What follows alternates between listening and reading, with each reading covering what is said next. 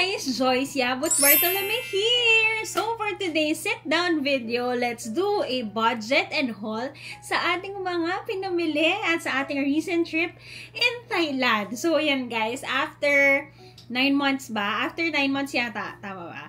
Nakabalik tayo sa Thailand at guys, sabi ko, syempre na nandun kami, feel mo yung init. Let's do muna a chika time, no? Bago tayo mag-haul at mag-budget.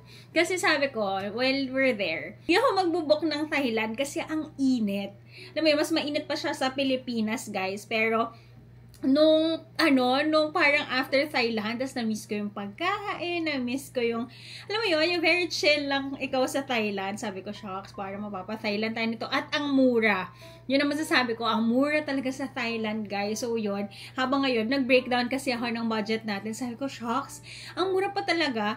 Ang mura pala talaga at mas mura yung last trip natin with Office Mates. So, nakakatuwa naman, guys, kasi nung nag-upload tayo ng first Thailand vlog, sabi doon, ano ba yan? Parang kakatapos ko palang manood ng Thailand vlogs mo with your office mates. Nasa Thailand ka na naman. So, yun nga guys. Kasi nga, masaya mag-Thailand. And yun, sana yung mga trips natin ay help sa mga next trip nyo going to Thailand. So, yan guys. Ayan, malinaw ba? We're using the DJI Osmo Pocket 3 na. Ayan. So, sana mas maganda ng ating video. So, ayan. Ano ba bang chika ko sa inyo? Ayan, I'll do a chika time kasi diba guys, from the last video, yung pauwi na tayo sa airport, parang bigla na lang po kaming nakasakay sa aeroplano, bigla na lang nawala. Diba parang ang last update ko sa inyo is magdi-dinner kami, pero guys, while nung naghihintay na kami ng food for dinner, na-realize ko, hindi na nakalagay, nakasiksik. Kasi I usually place lang yung boarding pass ko dun sa may passport ko. Tapos na-realize ko, parang nawawala siya, guys. Eh, kung makikita nyo, ang pinuntahan lang naman natin is bumili tayo nito, tapos pumunta tayo sa souvenir shop, sa may tax-free, duty-free nila, para sa isang pasabay. Kasi doon, guys, parang pagpasabay ka, hindi ko alam kung napakita ko sa inyo sa vlog, pero kasi i-hand mo yung passport mo and yung boarding pass mo. What I usually do naman guys, kapag binalik na sa akin yung passport ko, tsaka yung mga gamit ko, nilalagay ko na sila sa bag. Tsaka syempre kung may malalaglag naman doon, mapapansin ko naman yan kasi syempre lilipad yun kasi papel yun, tapos makikita mo siya sa floor. Pero di ko alam. So ang next step naman na pinuntahan ko nun guys is nagpunta ako sa tax refund. Tapos yun, medyo masungit yung, ewan ko, sorry pero ang sungit nung mga nag-exchange ng money doon, ewan ko kung pagod na sila since it's a long day na. Pero yun, parang, alam mo yun yung, well, fine, hindi naman ganun kalakihan yung pina-tax refund ko, pero tax is tax pa din, at alam niyo yan, yung mga nanood ng part ng Don Quixote, no, di ba? Yung budol natin para sa how many baht, para lang, alam mo yung satisfaction na may refund ka, yun. Guys, hindi rin daw doon napunta. So, nilakaran namin ni Jel lahat ng dinaanan namin. Tapos, alam mo yun, tapos nag-iba pa kami ng gate. So, tumakbo pa kami to the other gate. So, guys, takot na takot ako. Kasi kailangan ko na umuwi. And syempre, guys, no, nakatipid ka nga sa Thailand. Pero kasi first time nangyari sa akin to. So, kung mangyari man, so, i-prevent yun yung mangyari sa inyo.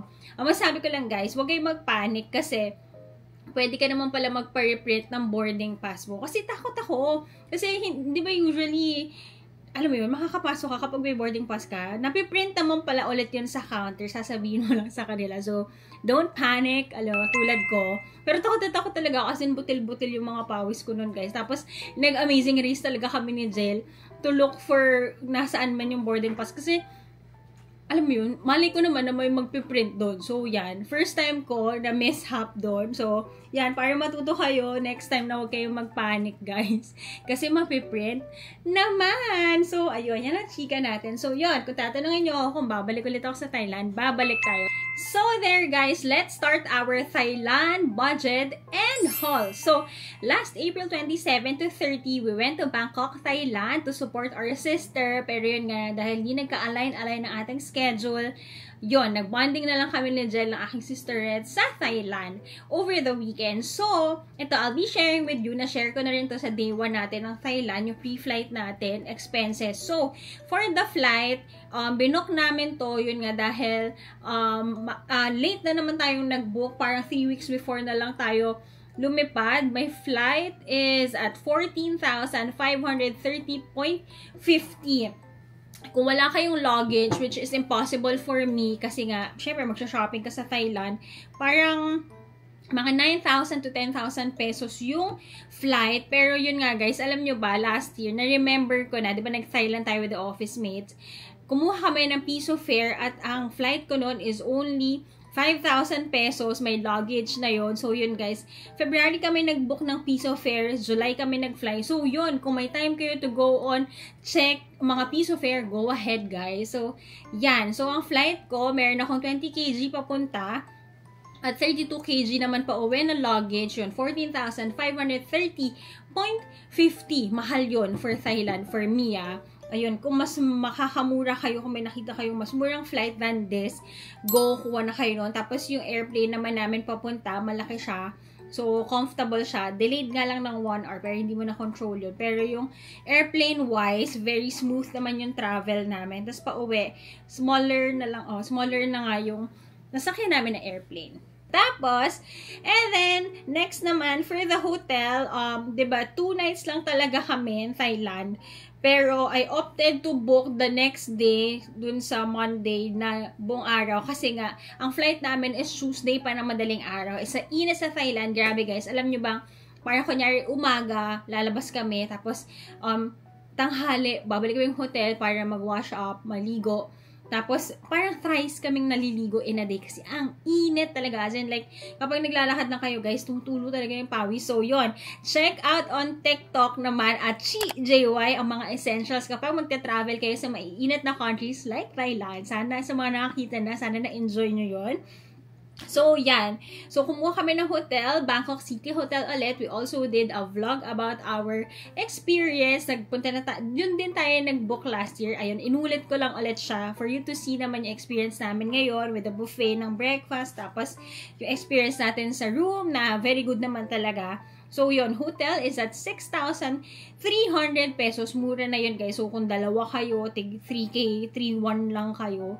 Ay, 3,150 lang kayo per head sa hotel, 'di ba? Murang-mura na 'yon.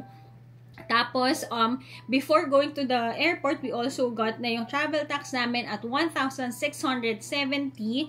Ayun, 1,620 lang talaga, may 50 pesos lang doon na charge sa online something. And then I also got an insurance, guys. Ayan, make sure to get an insurance kasi nga alam mo yun, safe na. Alam niyo, natuto na tayo nung na-cancel ng flight natin, tapos wala tayong insurance. So, yan.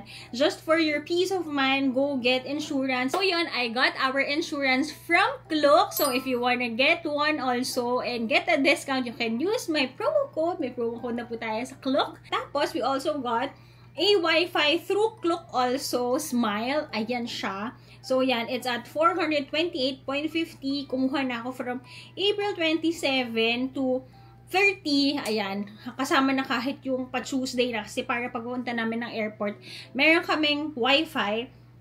So, yun guys, ang ginastos namin doon, 428.50. You can also use my code JoyceChi on Klook. And then, pagdating namin ng airport, day 1 natin, nagpapalit tayo ng baht. Kumuha lang tayo ng money through their ATM sa airport na guys. So, kinuha ko muna initial baht is 9,000.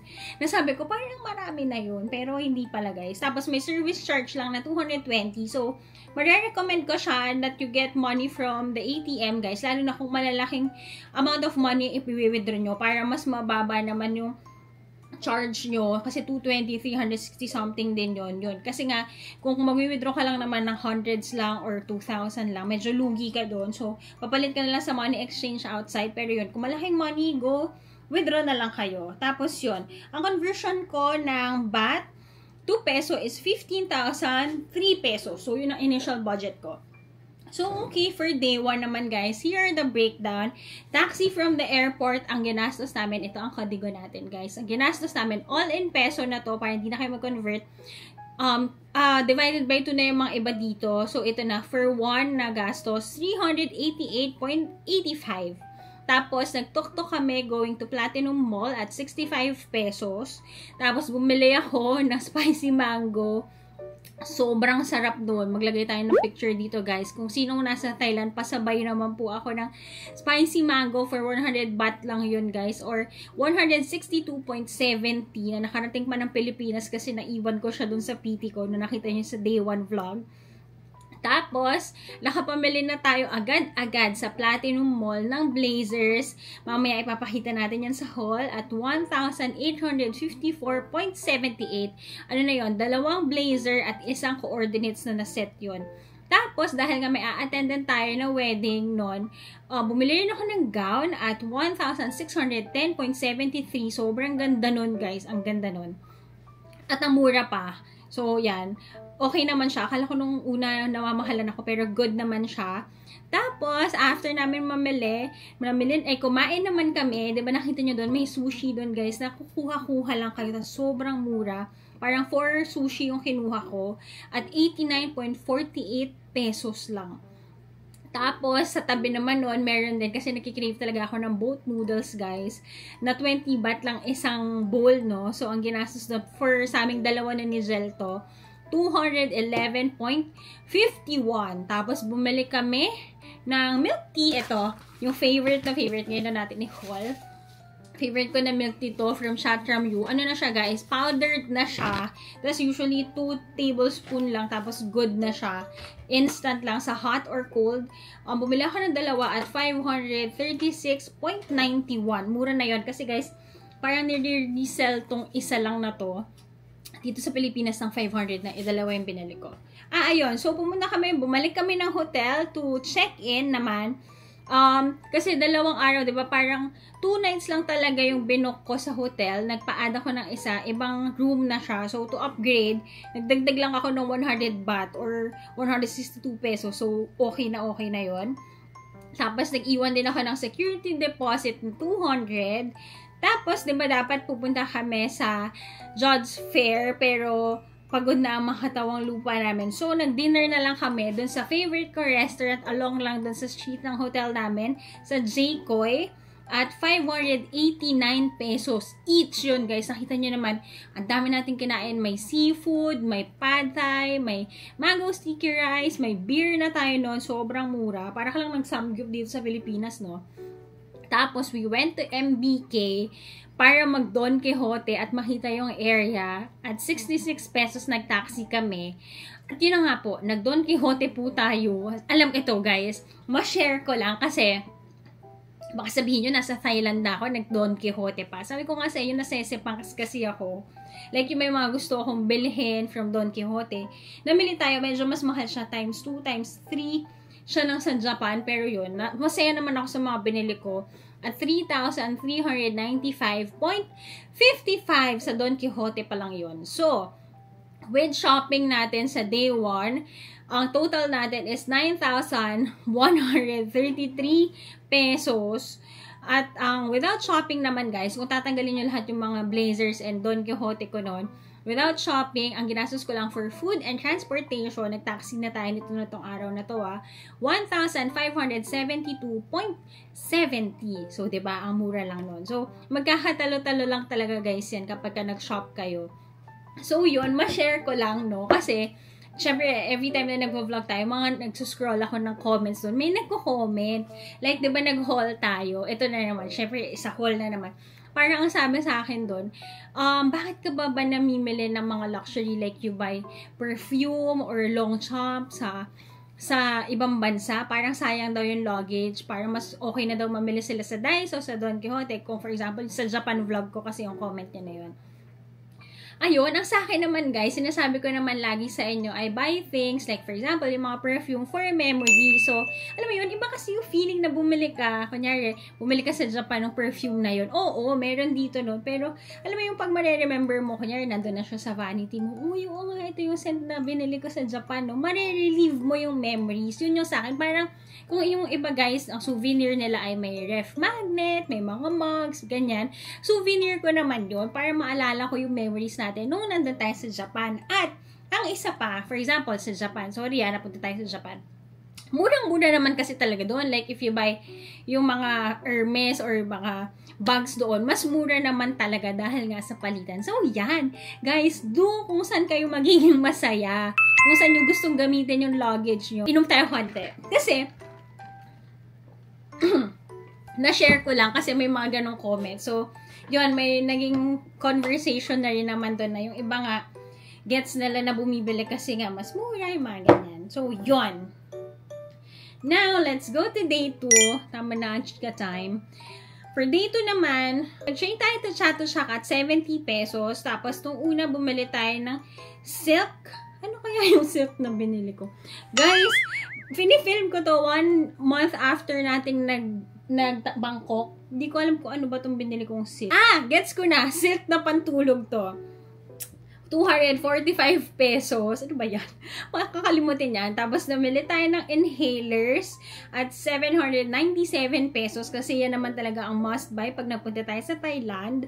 Tapos, bumili naman ako ng skincare na Snail White kasi na ba, lahat yan, nire-rave ang Snail White na bilhin mo every time you're in Bangkok kasi yan talaga ang brand nila. So, bumili ako at 1,124 pesos. Tapos, bumili ako ng shirts ni Jello. Sobrang quality nito. Favorite na favorite niyan from last year na binili ko. Till now, sabi niya nga sa akin, di ba 1 month na nga ago ako nag-film nito.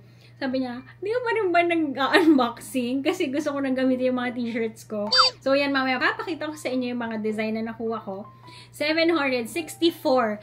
4 na shirts na yan, guys. Isang peraso lang sa Uniqlo yun. Tapos, ang nakakatawa, guys, kasi Uniqlo inspired siya.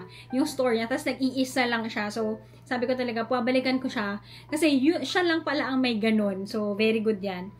Tapos, bumili kami ng colorful na top ni Jel na ibigay ko na sa ate ko kasi gusto niya pala. Kasi guys, syempre nag-shopping kami ni Jel. Naghanap lang kami ng mga gusto namin. Hindi naman namin intention na mag-twinning kami. Pero pareho namin nagustuhan yung top. So, yun. Tapos, na-realize namin, sinuot namin, tapos nag-selfie kami, sinend namin kay ate, sabi niya, bilhin niyo ako niyan. Tapos, naghanap kami sa Platinum, naghanap kami sa Platinum, wala. So, yun guys, ang makapapayo ko sa inyo kapag may gusto kayong bilhin sa Thailand, pagpasok naman sa budget nyo, at gustong-gusto nyo talaga, go for it, bilhin nyo na. Kasi kung titingin kayo to another store or babalikan nyo siya na mahahassle kayo, yun, hindi lahat ng mga bagay-bagay doon ay magkakapareho. So, yan. Daming chika. Para lang sa isang top na 100 baht, 162.70 pesos. Maganda yun. Yun yung sinuot natin sa Jod's Fair, diba? Tapos, nung gabi naman na yun, guys, nagpunta kami ng Jod Fair. Kumain kami ng ribs. Ay, itotal ko muna yung sa Chato Shack. Ang nagastos ko sa Chato Shack shopping is 3,092 pesos. So, yun. Nung gabi naman, nag-dinner tayo at Jod Fair. Unang-una kumain tayo ng ribs. Ito, guys, kung may ikikrave ako at kinikrave. Pero dahil medyo high blood na tayo ngayon, literal na talaga siya, guys. Ito ang babalikan ko. Yan. Kung nag-cheat day ako, ito ang kinikrave ko kung babalik ako ng Thailand. Yung maanghang na ribs na yon, 154.50 lang ang ginastos namin doon. May water, may rice, tapos sobrang laki na ng serving. Share na kami ni Jel doon.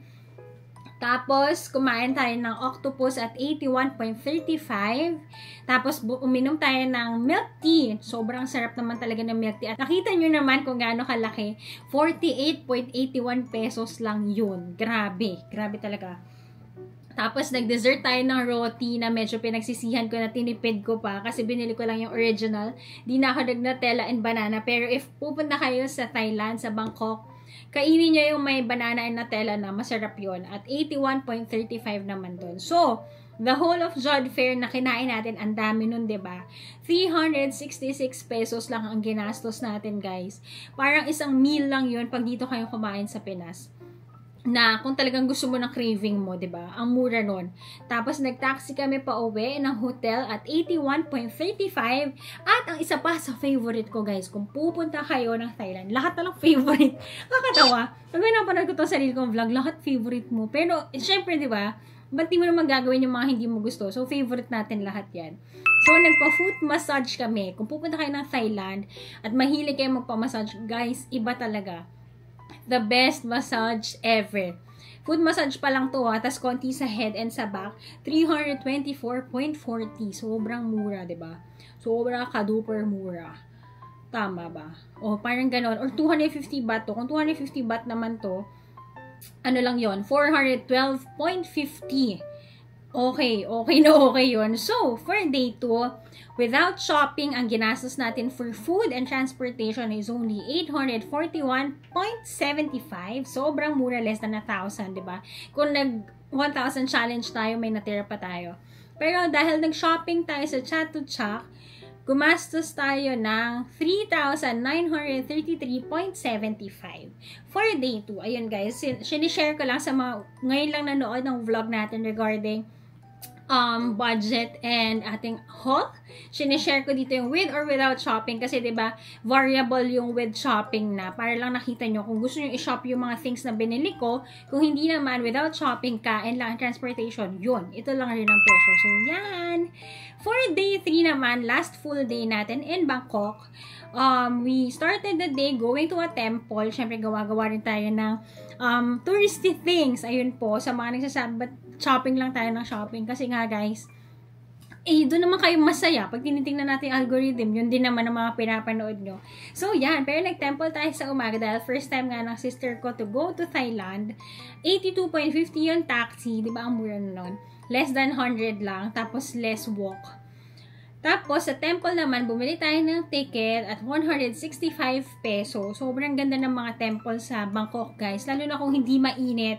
Puntahan nyo lahat. Pero make sure to wear something na covered kayo. You wear pants kasi bawal naka-shorts doon. Huwag kayo mag-sleeveless. Yun guys. Tapos nag-taxi naman kami going to Siam Square. Kasi nag-mall tayo dahil sobrang ang init. 53.625 pesos lang. Tapos, gumawa rin ako sa TikTok nito, places to buy makeups. So, nakapamili ako ng makeup at 610.50. Tapos, kumain naman tayo ng lunch sa Michelin Gourmand. Ayun, ito lang yung nakainan natin ng Michelin, no? So, babalik pa tayo sa Thailand para lang mag-food trip, pero dahan-dahan na food trip lang. 123.75. Isa rin to sa i-crave ko at kinikrave ko sa mga oras na tong naaalala ko siya. Sobrang sarap nun. Nasa mall lang siya, pero ang original na location niya is at Pratunam. So, yon. Tapos, bumili rin ako ng fresh coconut juice, guys. Nakita niyo naman din yon. At 107.25. Sarap din ng mga coconut sa Thailand. Sobrang tamis. Yon. No sugar na yon. At matamis siya. So, yon. After naman namin sa Siam Square, we went naman shopping again to Pratunam. Tama ba?